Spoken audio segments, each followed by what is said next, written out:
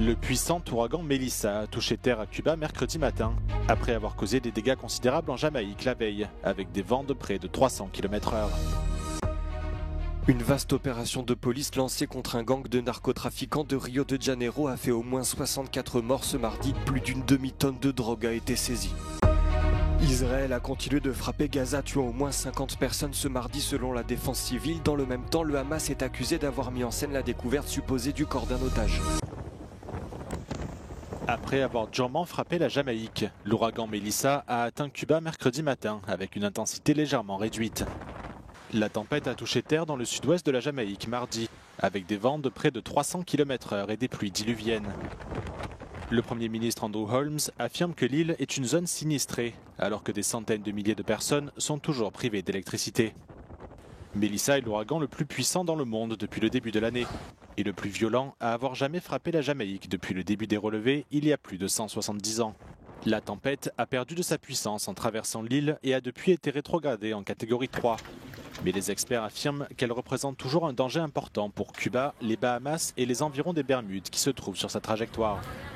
Les autorités cubaines ont donné l'ordre à quelques 500 000 personnes de se déplacer vers des zones plus élevées. Des avis d'évacuation similaires ont été émis aux Bahamas, tandis qu'en Haïti, à l'est de Cuba, les écoles, les commerces et les administrations seront fermés toute la journée de mercredi.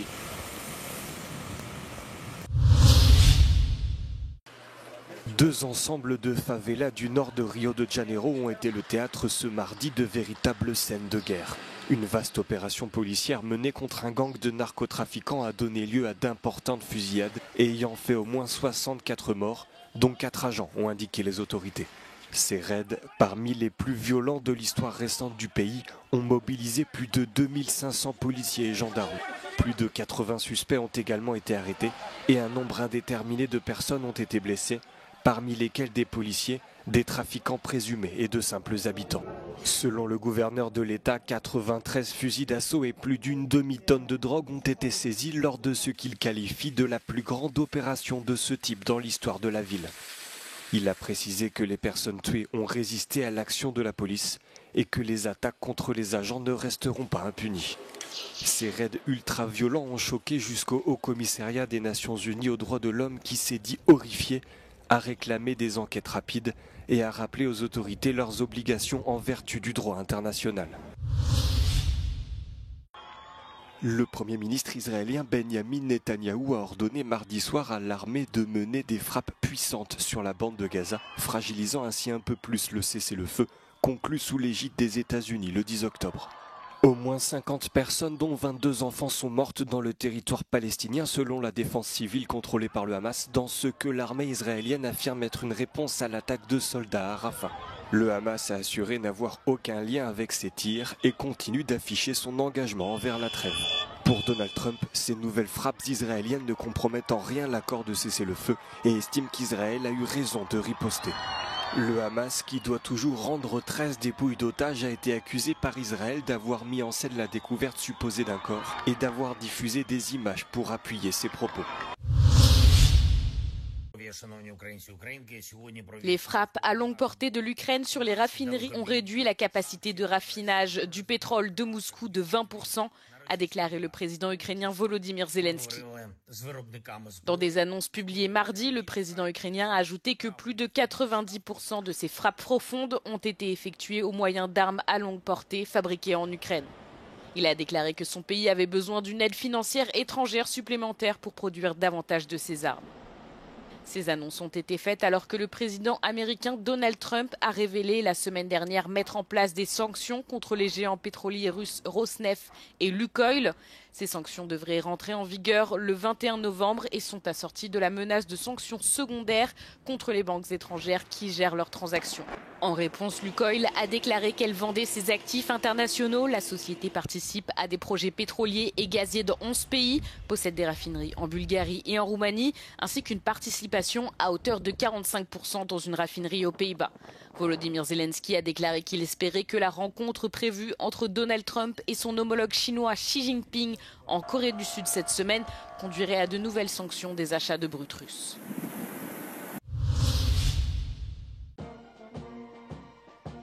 Athènes a présenté ses nouveaux équipements militaires à l'occasion des commémorations du Jour du Non, date à laquelle la Grèce est entrée en guerre contre l'Italie fasciste puis l'Allemagne nazie le 28 octobre 1940. Tout au long du traditionnel défilé, les spectateurs ont pu admirer les nouveaux systèmes anti-drones grecs Kentavros et des armes à intelligence artificielle. Ces armes ont été testées sur les frégates grecques participant à l'opération Bouclier en mer Rouge pour déjouer les attaques de drones des Houthis il y a quelques mois. Ζούμε σε ταραγμένους και δύσκολους καιρούς. Όμως η στρατιωτική παρέλαση την οποία παρακολουθήσαμε σήμερα μας κάνει όλους να αισθανόμαστε ήσυχους. Ότι οι ένοπλες δυνάμεις είναι πάντα εδώ για να υπερασπιστούν αυτήν την ελευθερία για την οποία οι πρόγονοί μας αγωνίστηκαν. Οι ένοπλες δυνάμεις βρίσκονται σήμερα σε μια διαδικασία ίσως του σημαντικότερου μετασχηματισμού στην ιστορία τους. Face aux tensions régionales en Méditerranée orientale avec la Turquie et aux nouveaux défis stratégiques européens, Athènes veut moderniser ses équipements et accroître son autonomie militaire. En avril dernier, le Premier ministre grec a annoncé la refonte complète des forces armées avec des investissements à hauteur de 25 milliards d'euros. La Chine a signé ce mardi une version élargie de son accord de libre-échange avec l'Association des nations de l'Asie du Sud-Est, dans le but de consolider une alternative aux politiques protectionnistes du président américain Donald Trump. Le Premier ministre chinois Li Qiang a souligné qu'une coopération régionale renforcée pourrait aider à surmonter les incertitudes économiques mondiales. Cette nouvelle mouture marque la troisième révision de l'accord signé conjointement par Li Qiang et son homologue malaisien Anwar Ibrahim lors de la clôture du sommet annuel de l'Alliance à Kuala Lumpur. L'accord vise à instaurer un environnement commercial plus stable pour les pays membres de l'organisation, durement touchés par les hausses des droits de douane décidées par Washington. Il entend faciliter l'accès aux avantages commerciaux, ouvrir davantage les marchés aux petites entreprises, simplifier les procédures non tarifaires et réduire les barrières réglementaires.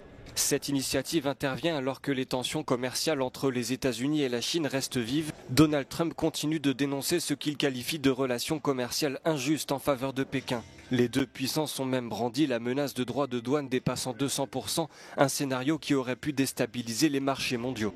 En marge de sa tournée asiatique, Donald Trump doit s'entretenir avec le président chinois Xi Jinping. La communauté internationale espère que cette rencontre permettra d'avancer vers un accord commercial global, susceptible d'apaiser les incertitudes économiques mondiales. La Hongrie a commencé à mettre en œuvre un nouveau système pour entrer dans l'espace Schengen depuis la Serbie au poste frontière de Tompa-Kelebija dans le cadre du déploiement du système européen d'entrée-sortie, également connu sous le sigle ESS. Le nouveau système exige désormais que les ressortissants de pays hors Union européenne fournissent des données biométriques, notamment des empreintes digitales et des images du visage, à l'entrée et à la sortie de l'espace Schengen. Les autorités hongroises indiquent que des points d'enregistrement ont été mis en place au poste frontière pour permettre aux personnes d'enregistrer leurs données dans le nouveau système en vue d'une utilisation ultérieure. Ce nouveau protocole sera également mis en œuvre progressivement au poste frontière de Roske-Orgos à partir du 4 novembre prochain et à tous les autres points de passage de la frontière avec la Serbie à partir du 11 novembre. Un an après les inondations qui ont dévasté Valence et d'autres régions d'Espagne, les victimes s'efforcent toujours de faire le deuil de leurs proches. Pour Tony Garcia, qui a perdu son mari et sa fille dans les inondations, le silence des autorités empêche les familles sinistrées de surmonter le traumatisme. Sigo estando destrozada, rota, sin poderlos velar como correspondería. La mayoría de las familiares de víctimas no hemos podido todavía hacer el duelo porque no ha habido un perdón, no ha habido verdad. ¿Cómo olvidar el 29 de octubre si fue un episodio dantesco, un infierno real de destrucción, de muerte, finalmente de oscuridad y silencio institucional? Porque al día siguiente, cuando vimos la magnitud de la tragedia, vimos todo lo que se había llevado el agua, lo que había arrasado, y revivir otra vez todo cada vez que llueve, cada vez que suena una gota en nuestros tejados. Estamos nerviosos, estamos descolocados, frustrados, y es el miedo que nos ha quedado a toda la sociedad en general. todo el reconocimiento que no tuvimos en España, lo tuvimos en Bruselas. Allí no dan crédito que una persona así se mantenga en el poder. Incluso en el resto de comunidades no entienden cómo una persona puede mantenerse en ese estado. Y bueno, el tiempo dirá a ver si la justicia nos da la razón y tenemos ahí un apoyo. Solo entonces podremos tener duelo a nuestros fallecidos. Le jardin de lumière de l'impératrice Sissi a ouvert ses portes pour l'hiver 2025. C'est une histoire de lumière, comme le vante le titre de l'exposition. Profitant de la tombée de la nuit précoce, le parc du Palais Royal de Godolo séparé de sculptures lumineuses et propose aux visiteurs un voyage dans le temps. Cette année, les plus de 130 sculptures lumineuses à LED seront 2 fois plus grandes et couvrent 32 000 mètres carrés, soit le double de l'année précédente. Le château et le parc illuminés peuvent être admirés depuis une grande roue. À la nuit tombée, c'est 370 000 ampoules et 12 km de guirlandes lumineuses qui illuminent le parc où l'impératrice Sissi se promenait il y a 150 ans. Au cours de la promenade, c'est tout son univers qui a été reproduit en lumière, de ses fleurs préférées à son chien bien-aimé. Le monde enchanté des contes de fées figuré comprend aussi des animaux sauvages et des oiseaux chanteurs, avec des instruments de musique, une chorale et un groupe de danse. Une partie des recettes provenant de l'exploitation du jardin illuminé sera utilisée pour remplacer les arbres qui sont morts dans le jardin du château au cours des dernières années.